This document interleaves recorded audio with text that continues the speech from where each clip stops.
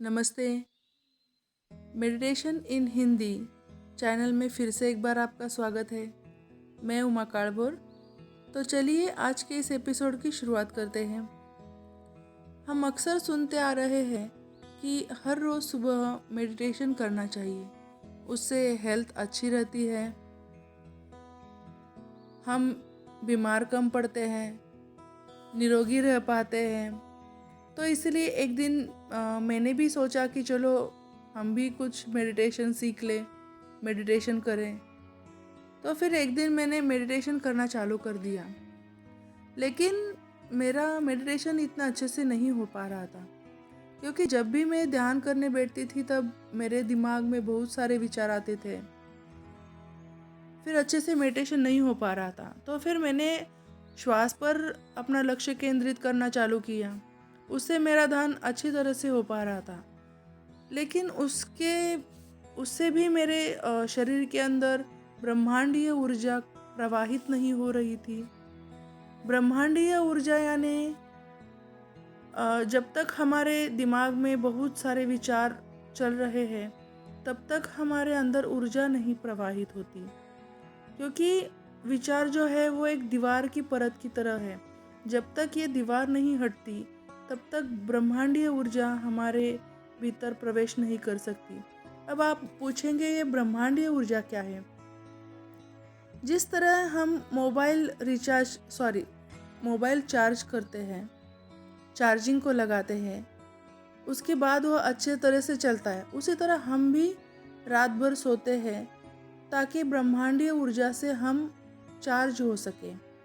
इसलिए हम जब भी सुबह उठते हैं तो तरोताज़ा महसूस करते हैं, और जब भी हमारे दिमाग में टेंशन होता है, विचार चालू रहते हैं, तब हम वो ब्रह्मांडीय ऊर्जा अच्छे तरह से नहीं ले पाते। इसलिए हमें सुबह उठने के बाद भी अच्छा महसूस नहीं होता, हम बीमार पड़ते रहते हैं। इसलिए हमें नींद अच्छी आनी चाहिए। नींद मतलब ही ध्यान एक तरफ से होता है। तो ये सब जानने के बाद मैंने अभी तो मेरा ये सिर्फ मेडिटेशन करने से तो ध्यान अच्छी तरह से नहीं हो पा रहा था, तो मैंने थोड़ा रिसर्च किया तो पता चला कि 1.25 लाख मंत्र उच्चारण करने से भी शरीर के अंदर ऊर्जा का संचार होता है। तो मैंने एक रुद्राक्ष की माला ली, उसका संस्कार किया और हर रोज़ 11 माला जाप करने का अनुष्ठान किया, और उसी तरह से माला जाप करने लगी। माला जाप से मेरे दिमाग में आने वाले विचार तो बंद हो गए, लेकिन मेरा पूरा ध्यान माला जप करने में ही लग रहा था कि अब 1 माला हो गई, अभी 2 मालाएं हो गए, अभी 3 मालाएं हो गई। तो ऐसे करते करते मेरा 1.25 लाख का अनुष्ठान भी पूरा हो गया, लेकिन मेरे शरीर में जो ब्रह्मांडीय ऊर्जा का संचार होना था वो अभी भी नहीं हो रहा था। तो मैंने भी अपनी हिम्मत नहीं हारी, मैंने भी फिर से ठान लिया कि नहीं, मुझे ये अनुभव लेना ही है।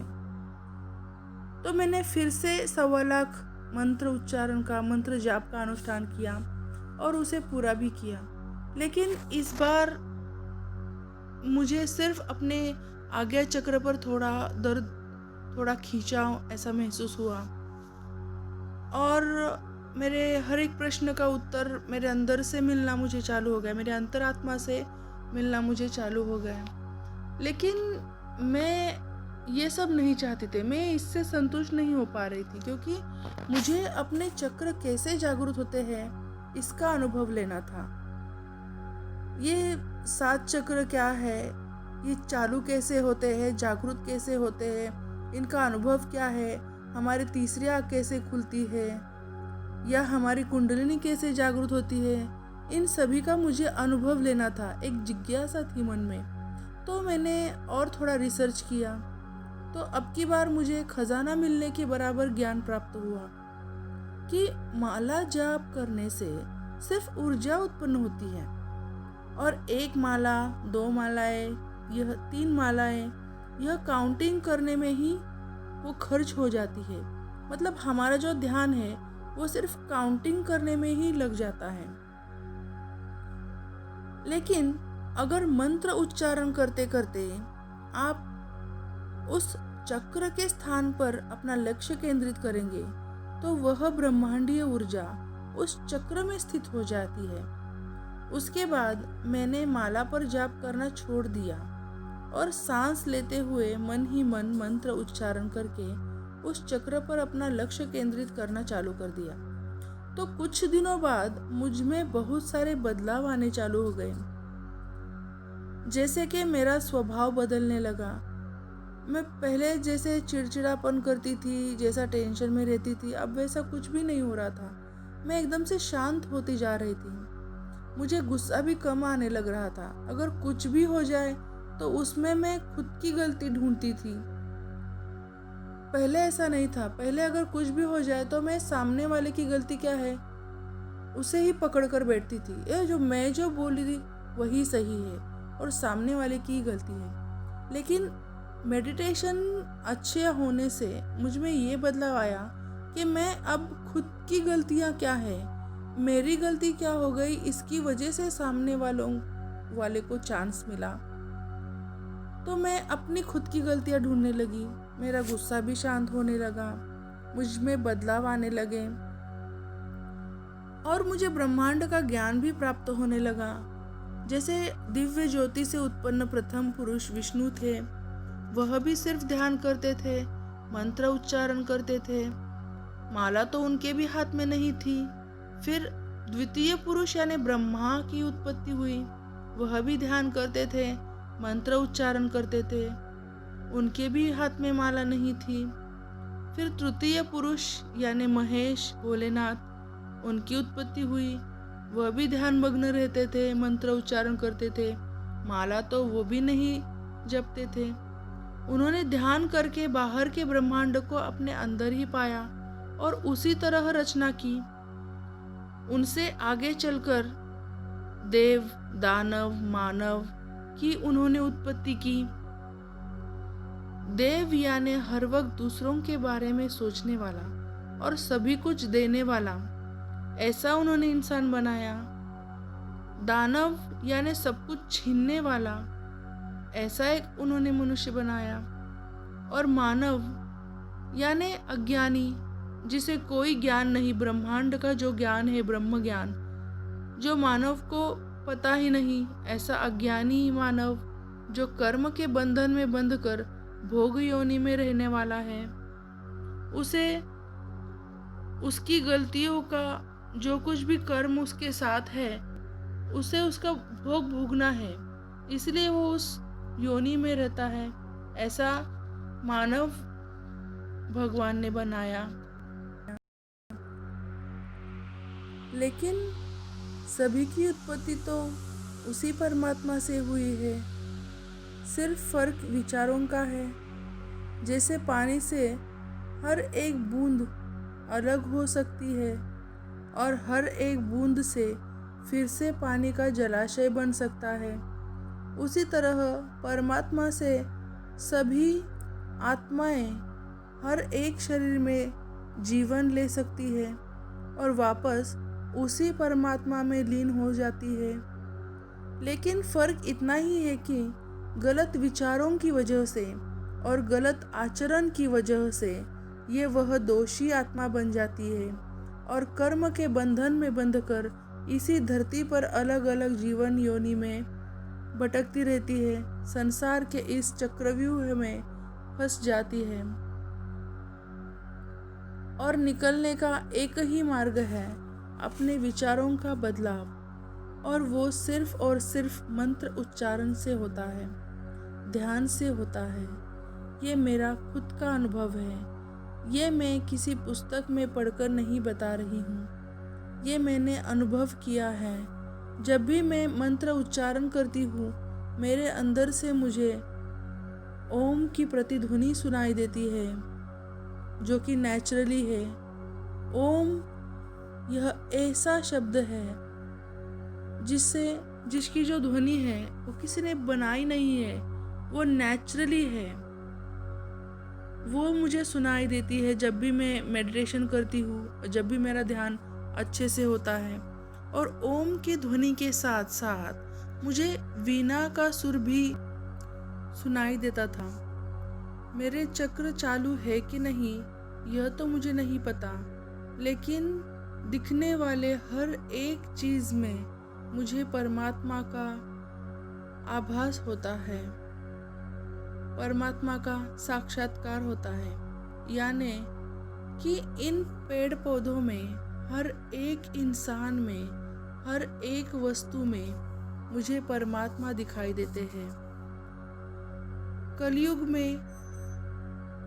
कलयुग आने से पहले हम देवताओं को मिल सकते थे, उन्हें देख सकते थे, लेकिन कलयुग के काली माँ आने की वजह से भगवान जो है वो गुप्त हो चुके हैं, इसलिए हम उन्हें साक्षात तो नहीं देख सकते, लेकिन उनका अनुभव जरूर ले सकते हैं। जैसे कि दूध देखने पर हमें देसी घी दिखाई नहीं देता, लेकिन दूध में देसी घी तो होता ही है। बिल्कुल उसी तरह से भगवान दिखाई तो नहीं देते हैं, लेकिन ये हमारा अनुभव है कि वो है। उनका जन्म नहीं हुआ, इसलिए उनका मरण भी नहीं है। बस कलयुग की काली माँ की वजह से वो हमें दिखाई नहीं देते हैं।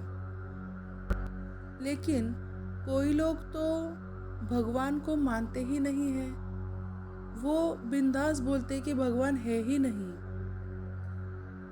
लेकिन ऐसा नहीं है। जब हम साइंस का अभ्यास करते हैं, तब उसके अनुभव के बाद हमें साइंस के ऊपर विश्वास करना ही पड़ता है। इसलिए आज साइंस आगे है, क्योंकि हमें उसका अनुभव है। बिल्कुल उसी तरह जब तक हम आध्यात्मिक चीज़ों का अनुभव नहीं लेते, तब तक हमें उन चीज़ों पर विश्वास नहीं होगा। और साइंस पे जब हम विश्वास रखते हैं, तभी हम उसका प्रयोग करते हैं। अगर कोई बोलेगा डॉक्टर के पास जाओ, तो हम तुरंत जाते हैं, क्योंकि हमें पता है दवाई खाने से हम पर असर होगा। तो आध्यात्मिक दुनिया में भी ऐसा ही है। जब तक हम विश्वास रखकर आध्यात्मिक चीज़ों पर प्रयोग नहीं करते, उसका अनुभव नहीं लेते, तब तक हमें उन चीज़ों पर विश्वास नहीं होगा। भगवान मतलब क्या? वो भी पहले पुरुष ही थे। उन्होंने ध्यान कर ब्रह्मांड की अलौकिक शक्तियों को एकाग्रित किया, फिर उससे प्रयोग उसके बाद ही वह देवता कहलाए। माला का जाप करना इतना महत्वपूर्ण नहीं है, ये मेरे अनुभव से मैंने सीखा है। और सिर्फ हमें ध्यान करना बहुत ही ज़्यादा महत्वपूर्ण है, क्योंकि ध्यान में जितना हम गहराई में जाएंगे उस मंत्र के, तो वो मंत्र की ऊर्जा भी हमें मिलेगी, और ब्रह्मांडीय ऊर्जा यानी स्पिरिचुअल एनर्जी वो भी हमें मिलेंगी। उसी एनर्जी से हम दिन भर देखते हैं, बातें करते हैं, सुन पाते हैं। हमारा दिनचर्या का कार्य जो भी है वो सब हम उसी एनर्जी के कारण कर सकते हैं। तो जब भी आपके दिमाग से विचार बंद होते हैं, एनर्जी अपने आप एब्जॉर्ब होने लगती है। एक बार ज़रूर ट्राई कीजिएगा। मेरा ये एपिसोड आपको कैसा लगा, ये मुझे कमेंट करके बताइएगा, और लाइक करना ना भूलिए, और सब्सक्राइब करना भी ना भूलिए। धन्यवाद।